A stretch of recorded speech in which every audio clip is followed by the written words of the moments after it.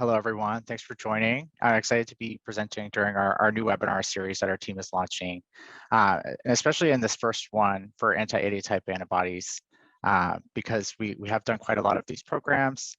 They are a fun type of antibody discovery project. And, we've learned a lot over the years doing these projects, and I'm happy to share a little bit of that information with you guys today.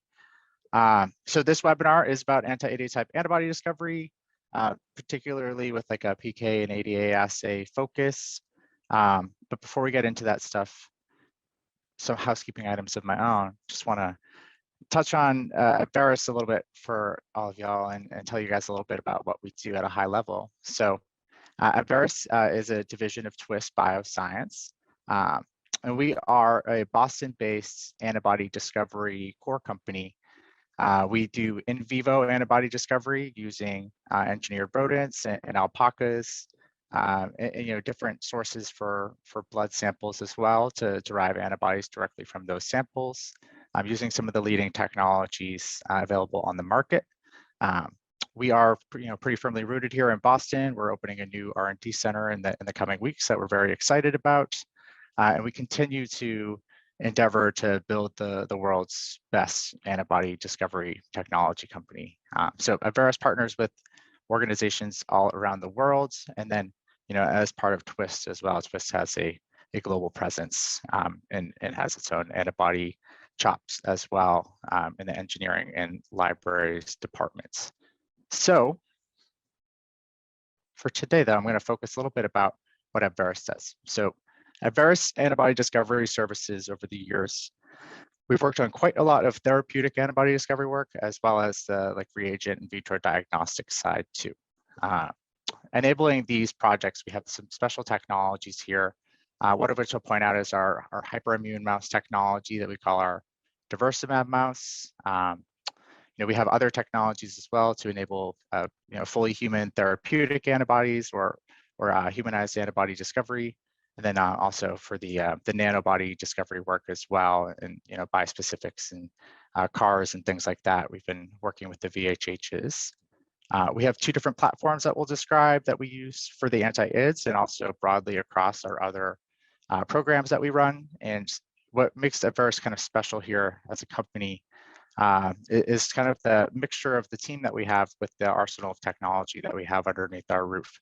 So it does put us in a pretty good position to chase after some tough target antigens like multi-spanning transmembrane antigens, things that are very highly conserved between species, and then anti-IDs is something that we've done since we got started as a company, and we've developed quite a large knowledge set around executing these programs. And anti-ID programs sometimes can be very complex. So we like to treat each one with care, and we'll describe a little bit about how we do that. So here are Abaris's two antibody discovery workflows.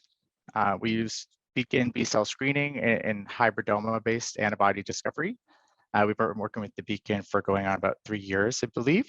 And we have a few of these instruments that we have in-house to use for single cell screening. Each one has its strengths, and feeding into both of those workflows on either end are a whole range of ancillary services that give us kind of a soup to nuts, end-to-end antibody discovery offering for all the partners that we work with. So we can generate our own antigens and cell lines. We have an update on that actually to share as well. We can do all of our own immunization work and coordinate all of that strategy development.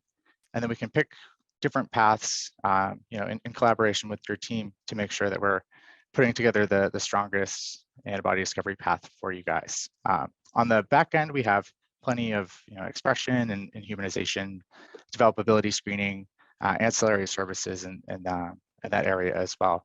So make sure you guys check that out. There is like a little bulletin in this deck that something very cool that we do have launching this next month. For a while now, we have done some cell line development work to support some programs, mainly on the hybridoma side of our business. And next month, we are formally launching the ability to use these transiently expressed cell lines across both hybridoma and beacon B cell screening projects by generating these transient batches and then doing some antigen expression validation and sorting or enrichment of those antigen expressing cells, and then using those cells for on-beacon screening or hybridoma screening. So very cool service that we're adding on, and should be a huge value add for people who are generating screening cell lines for their program that maybe don't have other uses internally. We can begin to take on that work here at Abveris. But back to our main point, we're talking about antibody-based critical reagents, anti-idiotypic antibodies. Mainly here, we're thinking about these first two bullet points when we're engaging in anti-idiotype antibody conversations with our partners. So they're looking for antibodies to use as a positive control in their anti-drug antibody assays to test for immunogenicity. And then we also want to have the antibody monoclonal reagents to help them develop assays for pharmacokinetic purposes. So there's other applications that people will go for as well. So for instance, assaying stimulating CAR Ts, IHC staining. Overall, anti-ids as reagents have, for us, become increasingly complex in what our partners are asking for. So we've responded by becoming a little bit more complex with how we treat those programs as well. Shown here, there's a couple of different assay formats, some of which are maybe appropriate for both ADA and PK assay construction, some of which are good for one. So these are some of the goalposts that we have in mind, among others, when we're developing our anti-id programs, that we want to have reagents that function in these particular orientations, solid phase versus solution based, et cetera, et cetera. So, and then one other component that's here on this slide as well. Generally, there's a few different types of anti-ids that we're looking to source, and we're always keeping that in mind for you guys as well. Common production pathways that people have taken for these reagents in the past. There's a lot of precedent for using polyclonal antibodies for developing ADA assay positive controls. More recently, the FDA has updated their guidance to suggest that you can use either the polyclonal or monoclonal antibody reagents to support that assay development. So more and more of our partners now are coming to us to develop monoclonal anti-idiotypic antibodies to use for both the pharmacokinetic and the anti-drug antibody assay design purposes. So polyclonals can definitely be a very useful reagent. In the short term, they're very economical. But in the long term, monoclonals have a far superior lot-to-lot consistency that you don't have to worry about reestablishing your assay over and over again. So I think that is part of the reason why we're seeing a little bit of a shift in what we're being asked for. In the middle here, we have the two approaches that Abveris does take. We use hybridoma methods as well as B-cell screening. You'll note there's a couple of different generations of B-cell screening noted here. Abveris' technology falls into this third generation category, which is Berkeley Lights Beacon. And using either of these processes, we'll immunize rodents and then select lymphocytes expressing our cells of interest. Overall, we're very satisfied with this approach. There are other approaches that people take as well using the in vitro libraries. Our parent company Twist has excellent naive libraries available for therapeutic antibody development, a whole library of libraries that provides a very rich diversity of antibodies available for those types of programs. Generally, for Abveris, we've chosen an in vivo path because we don't really have to worry about the affinity maturation piece because the animals will take care of that for us. So we have a very high diversity optimized platform. We know that we have good affinity occurring, and then we know that we can move on fast timelines. So that is kind of been why we've settled on this split structure that we have here of hybridoma workflows and single B-cell screening workflows available for anti-idiotype programs. So whichever way that we decide to do things, we can be very custom tailored in the types of screening that we're performing and the types of strategies that we're executing based on any constraints introduced by particular projects. There are many different types of biologics that we're working with, as you can see in this little funnel, and they're becoming increasingly complex with time. So we can help you guys be a little bit creative about how we maybe chop those apart or put those together for screening, and then we'll build our program around that. We use a special hyperimmune mouse technology called the Diversimab platform. That's one of our core technologies since our founding, and that helps us have a very diverse starting set of antibodies to work with. So that way we have ones that fit our affinity bar, our like blocking, non-blocking metrics, and then also our ability to bind to our targets in the presence of the assay matrix, which would be human serum, very well in order to pick the best reagents possible for our partners to very rapidly identify the anti-idiotypic reagents that are going to provide utility in their assay format. We take a little bit of a different mindset here versus our therapeutic antibody discovery work, where we're interested in everything that we find. Here in the anti-idiotype antibody work, we want to find our best anti-ids very quickly. We can find the other stuff as well, but we want to point out and highlight the ones we like as fast as possible. To do that, we do have a very great project management team. So that little last bullet down there, I think, is probably the most important. The project management team has done a lot to design our programs with this idea of timeline in mind. So there's all of these quality metrics that we have to hit. And it's really important that we hit them the first time and that we don't introduce program delays. Anti-idiotype programs are typically under a lot of time pressure.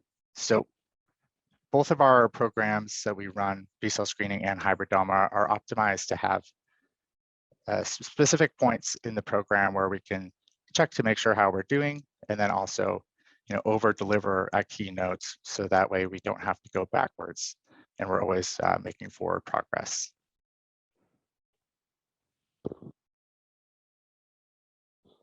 Excuse me. So these next slides break down our two processes a little bit into modular pieces. So when we are doing anti-idiotype antibody programs via a hybridoma method, we'll start off with the target biologic and maybe process it into pieces like Fab fragments or Fab prime 2. Our programs that we run are inclusive of some of these basic labeling services, so that way our team has the ability to adapt any of your reagents to our process to make sure that we're having a great project outcome. We'll immunize mice. We'll select mice based on immune titer against our reagents and make sure all of our reagents are performing well at that first screening node. And then we'll very rapidly move forward into a function forward screen. So we'll use multiple different ELISA formats to assess ELISA specificity, and like a plate-based method or in a solution phase measurement as well.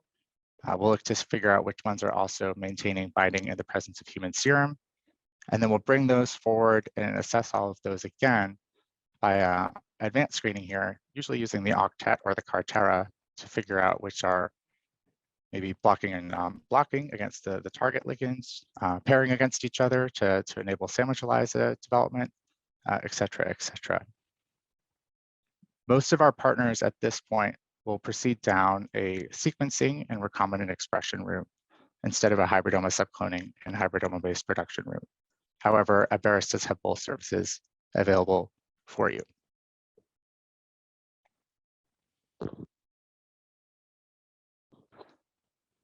For B-cell screening, we do things a little bit different.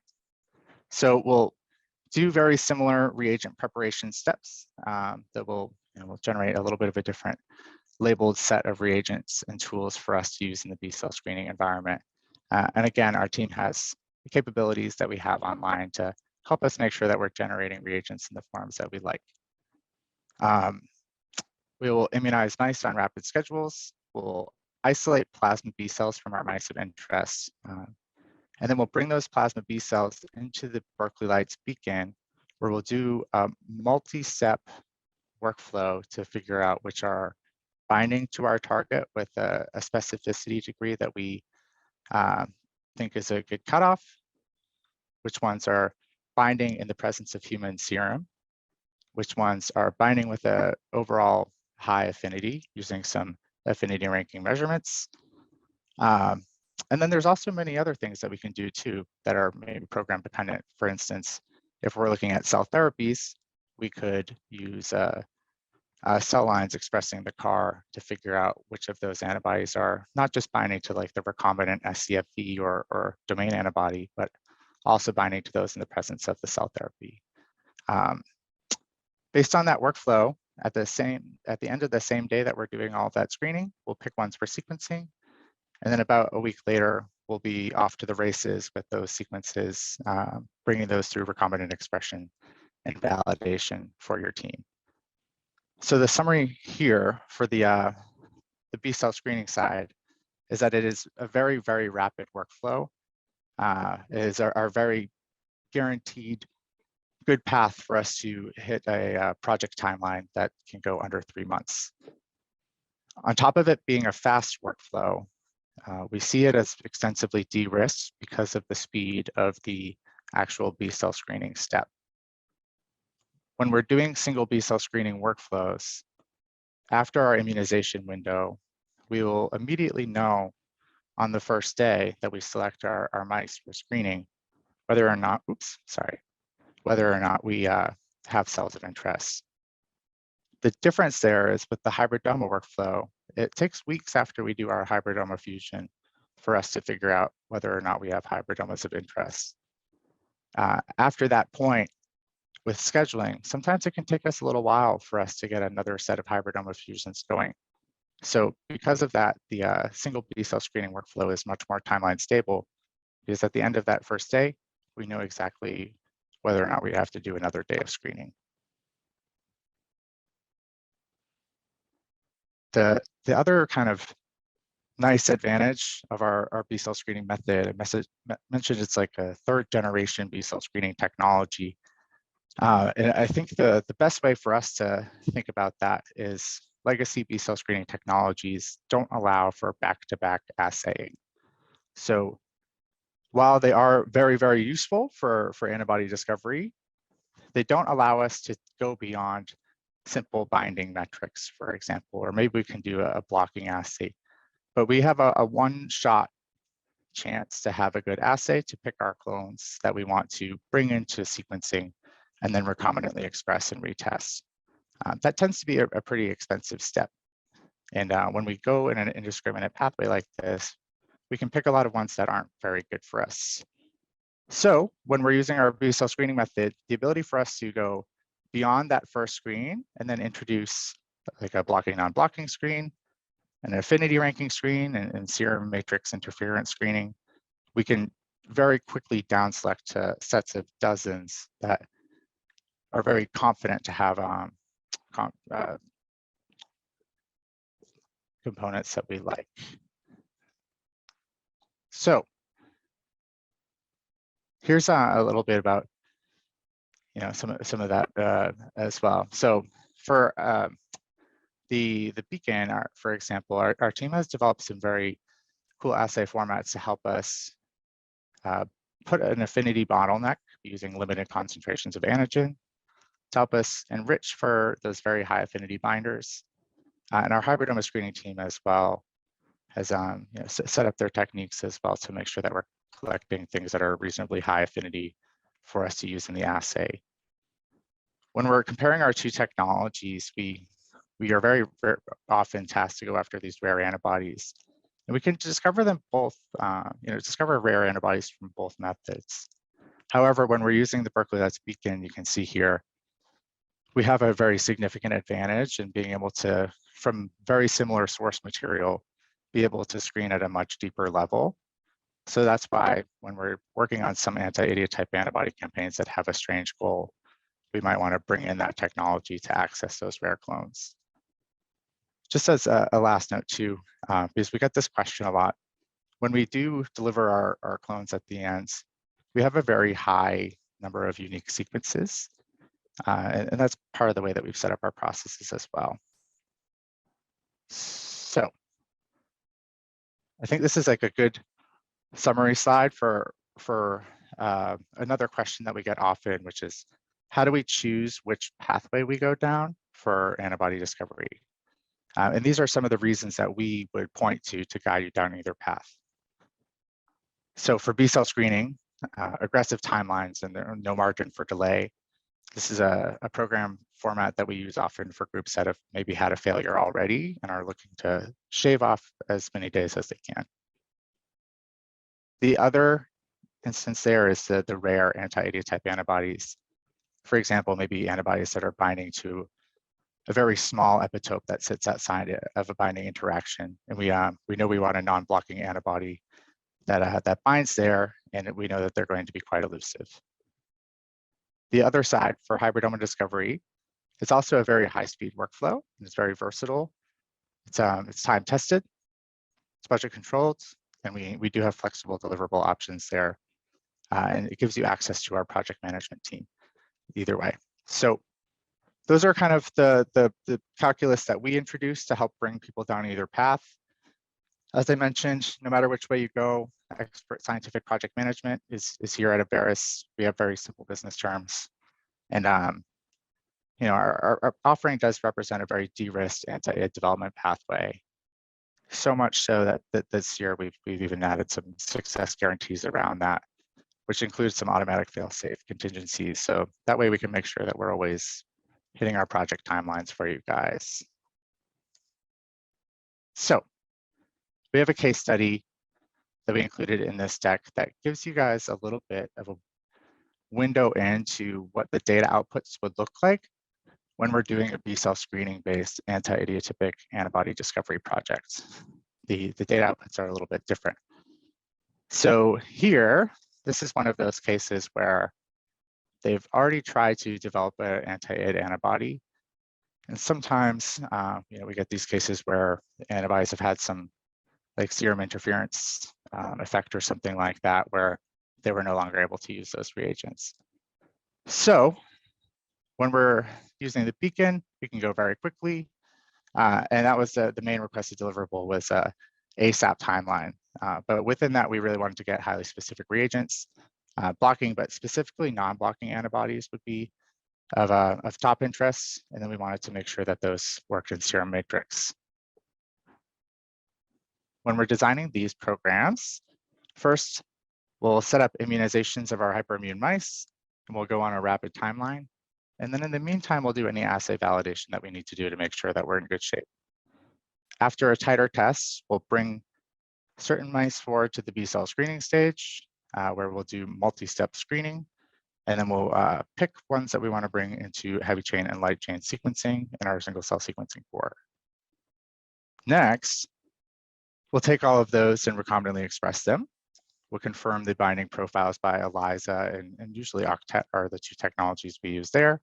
And we just want to make sure that all the screening metrics that we saw in the Berkeley lights, when we're taking those and making them recombinantly, that they work the same way.